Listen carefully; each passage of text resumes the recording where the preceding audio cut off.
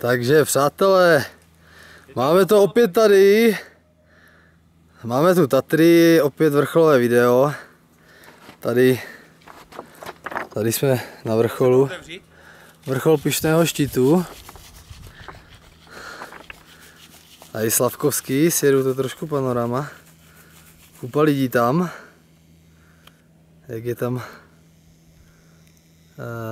turistická štreka výstupová, že jo? Tak tam je toho lidu vždycky víc. No.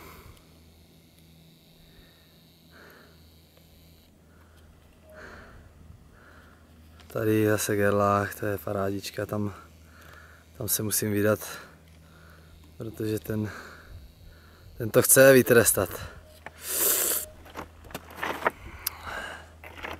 No a tamhle v Dálíně to je vysoká, tam už jsme teda byli.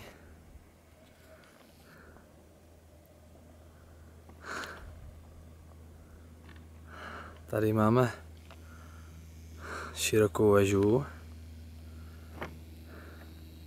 Je oblíbená lezecký tady z té strany Velké studené doliny, jsou tam moc pěkné cesty. No tady ledovej, malej, velký.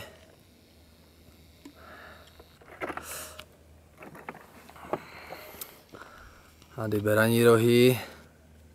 Tam uvidíme Beraní sedlo, uvidíme, jestli zítra ještě se tam nevydáme. A tady kolega, spolulezec. Pyšný. Zahříval sníh. Za ním Pyšný štít a tady Lomničák, že jo. No.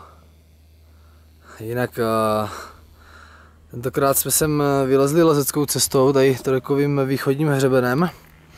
Bylo to moc pěkný.